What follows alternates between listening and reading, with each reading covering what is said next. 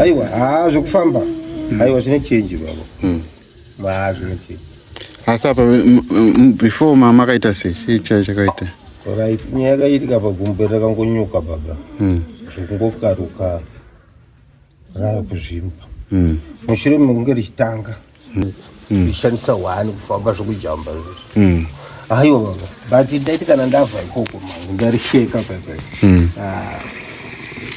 ndopoanyatsokuona kuti apa ndopanopinda bhizi raita seriri kuchema baba muviri waro wose hei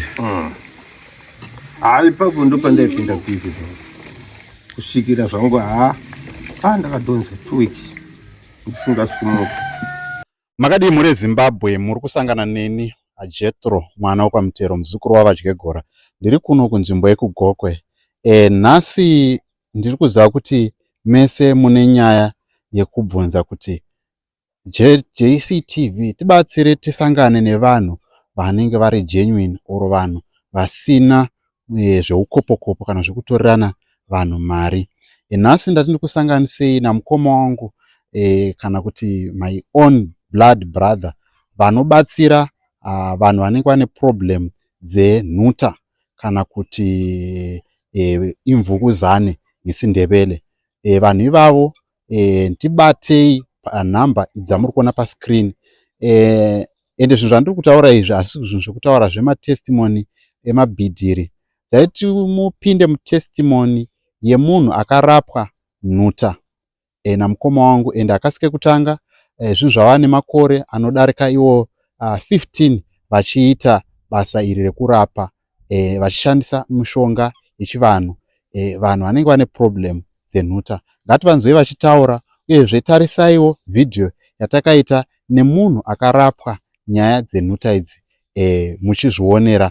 Saka hatisi kukupai vanhu vanozokuitai hutsotsi hwokukutorirai mari. Uyezve mashandiro avanoita ivo vanoita basa, kana vaita basa vobva mazovabhadhara mari yavo. Saka vane yavanoti consultation fee inenge iri non-negotiable, asi kana vazoita basa vane mari dzavanenge vachiti. This is coming from a history yevanhu vanoziva mishonga yechivanhu kana kuti mishonga yatingati imiti yesintu. Saka ngatipindei muchirongwa chatakaita neavo vakabatsirwa pavanga vatweni almost 3 weeks vasingagoni kufamba, asi patakazovashanyira vakanga vakutofamba vatokanda macrashes kunze vasisina problem yavanga vanayo yenhuta yakanga yamuka pagumbo. Saka ngatipindei muchirongwa muchinzwa mega, muchizvinzwira mega pane munhu uyu ane living testimony yekubatsirwa padambudziko ranga anaro renhuta. Ngatipindei muchirongwa muchivanzwa vachizvipupurira vega. Unofanira kuti mungori fosa kuitira kuti tsinga dzisatoremara nokuti dzikangogara dzikapora dzisingafambe zobva dzatoremara kana kutofamba kuti wachirema nokuda kuti tsinga dzadzo. Asi kana dzingofambiwa chingoita zvinoita right. Aiwa zvokufamba aiwa zvine change baba zvine change.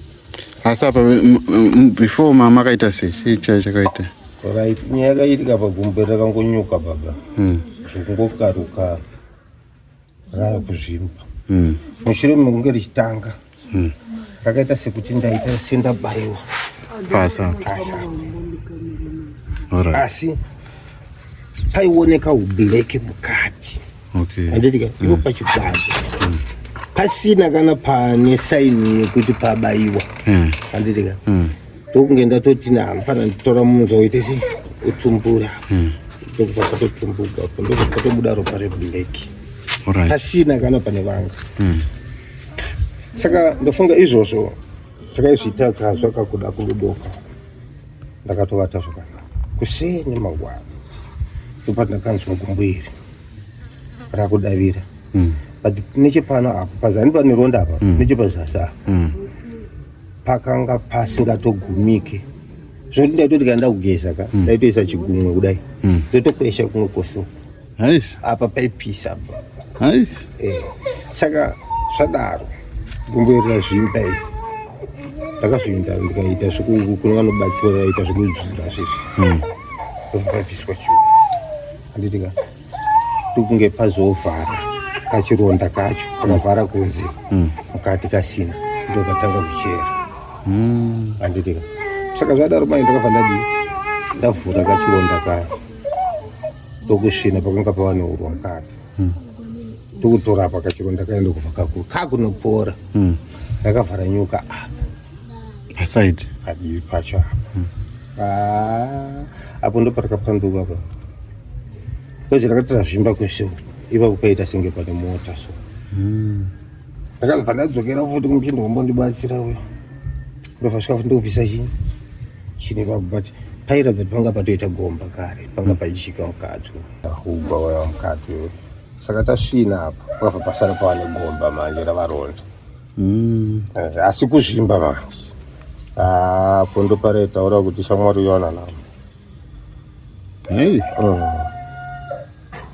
ndo matangira akaita gumbo irori handina pandaiti rakanga raita ronda rakangotanga kakuzvimba zvokuratidza kuti harina pauri kuti apa rese raitogwadza rakadaro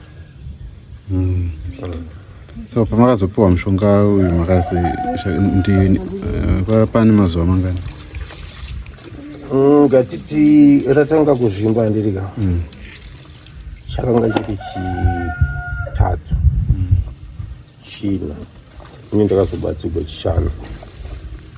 chishanu chapfuura ichi iyi wiki ino ndiro chitiri allright wechigumbo ratanga musi 11 April allright ndoparikatanga saka chiri chishanu ndopandakaenda kumuchinda waindibatsira zvekudzura izvozvo ndopandanyatsoona kuti radzurwa zvarubate apa ka pakudai chipo ndofunga takazotanga kushandisa mushonga kwakanga kwapera kuda gatiti 4-5 days ipapo asi rakatombotora nguva mazuva richiratidza kuti kuserera kwacho ka kuri kuda kuramba ndopandakazovanawo mumwe murume akazondibatsirawo nemushonga akutanga kutemera ita sei ndopatakazotumirawo futi vafana tanzwa kuti havanobatsira tobva vatomera futi chii mushonga uyoyo ndoparakaratidza kuchitanga kudii manje kuserera kufamba mamuchandanzomufamba nemakrashi kwete kufamba baba ndakanga ndisingasumuke pandigere kwete pachituro ka aiwa apa panga pasingagarike babavo ndaigara pashi ndakatopetegwa metresi baba gumbo iri ranga risingatotsamire pasi raitogara rakatorara papiro yarowo kana ndakuenda kutoireti ukuka iri raimutswa rakadai so uku ndohenga munhu vanhu 2 uku ishandisa 1 kufamba zvokujamba izvozvo aiwa baba but ndaiti kana ndabva ikoko mangu ndarisheka paipai ndoponyatsokuona kuti apa ndopanipinda bhizi raita seriri kuchema baba muviri waro wose ipapo ndopandaipinda bhizi kusvikira zvangu ndakadhonza 2 weeks ndisingasumuka ndisingafamba izvo kufamba zvandiri kutaura ka zvara nhasi ndiri 4 ndiri 5 allright kubva musi wa11 zvekuti ndane 5 days ndodzandakukwanisa kutombofamba saka tikatarisa kuti nhasi date ndiyani 7 tikati -5 ka munotoyatsokuona kuti pane mazuva pane mazuva ndakangovata ndisingafamba ende ndisingarari futi nedivirika ndaitoshandisa 1 side ko hope dzaiuya here manje baba hapana mapiritsi andainwa iroro piritsi ka rine naro bwezi raiti gumbo rikatanga kugwadza ndikatora ndikamamwa zve2 hours ndaigona kutomborara zvekuti hatoita serinodhaka allright andika but ndaiti katomwa ruruwa gumbo rine chiveveri ndobva ndaita sei morara right panongonopera piritsiri hapana paungazomutse vanhu kuti kuti zvatanga unomboshinga baba uri woga utomboshinga kusvikira kuti mukai kuti ranga rakubuda urwa allright chiti tikadzvanya apa dzimwe nguva takandongogara kudai so waiona urwa tokuzara pasi anditika saka raisviniwa kusini masikati manheru kwete kusiniwa zvokuti unenge uitodaka zvekutomanikidza zvekutora manje. Saka ndikasatosviniwa ka kunoti gumburi rutoora iro risingabatike kudai zvatuita kudai raipisa handitika asi ndaishinga kapana zvokuzviita vakomana vaidzvanya apa muchiwirira. Makati zvenyu muri yeZimbabwe. Ini zita ndonzi Wanda Mutero. Inowanikwa kuGokwe Chief Jahana ndopa ndinowanikwa ndiri. Tinobatsirawo vanhu vanenge vane zvirwere zvakaita senhuta, kensa inenge nemaronda, kana kuti gumbo renge richingorwadza rakangotsingiwa zvitsinga zviya, tinobatsira tichishandisa mushonga wechivanhu, tichiita zvokutotemera, tichirapa tichibatsirikana. Ndo basa randoita. Nyangwe vane zviya zvinonzi zvifaifa zvokudonha zvokuwa zviya, tinobatsirawo. Pane vanhu vandati ndabatsira handisati ndasangana neronda randati ndakundikana. Anenge achitova neronda ndo inotova cheapest kubatsirika. Saka handisati ndava nemumwe wandati ndakundikana. Asi vandati ndabatsirawo vati one day. Namba dzangu ndinowanikwa namba dzinoti 0773 664 823 ndo panamba dzandinobatika.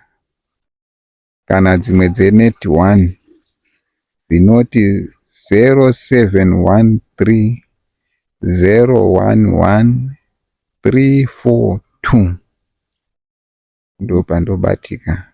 Munosvika kunzvimbo pari zvino ndakambosvika kuKezi Matebeleland. Last month ndandiri kuHarare Westcliff nebasa iro.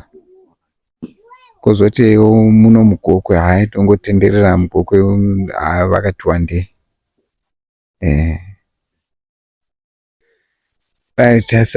Salibonani imhudi yeZimbabwe. Mina nguWanda Mutero, ngiseGokwe koChief Jahana, ikhonapho endihlala khona. Dami ngiyancedisa abantu ababelemvukuzane, ngisebenzisa imithi yesibhoyi ukulapha imvukuzane. So far abantu engihlangane labo ngancedisana labo akula enke ngathi lesi silonda sengisehlulekile. Wonke engihlangana labo nje bakhanya kusiba ngcono, besila nje bebonga. eZimbabwe ngakwanisa ukuhamba nje indawo zonke ngoba ngafika eKezi eMatebeleland. Lapho Bulawayo kwakule ingane ibulawa izifaifa lezi ukuwa lokha, kodwa hayi sancedisana kwaba ngcono kwaphela. Last month bengiseHarare ngihamba ngawo nalo msebenzi. Ngitholakala kunamba ezithi eze-Econet ezithi 077 366 4823 kumbe ezenet 1 ezithi 071 3011 342. Kungaba yi-network problem ye-network, kodwa ungafaka nje i-message ngiyaresponda, ngiyaphendula sixoxe. Umuntu nxa efuna ukubuya nje ekhaya uyabuya ufike eGokwe Center. Ungafika eGokwe Center uzathatha izimota eziyaba zisiya eMtola kumbe uthi khona eMbudziya ube suyehlera eBhejani, uthi eBhejani Business Center koJahana, ungabuza khonapho bayakulayela loba ukufona ngiyabuya ngikuthathe. Vanenge vachida kuya Kumba, ukasvika paGokwe Center unongotora mota dzinenge dzichigura nepaJahani dzichienda kumutora kwane Mbudziya, muburukira panonzi paJahani Bhejani Business Center, mukafona muri ipapo kana kuvhunza vanokubatsira, nyangwe mukafona ndogona kuya ndokutora ipapo.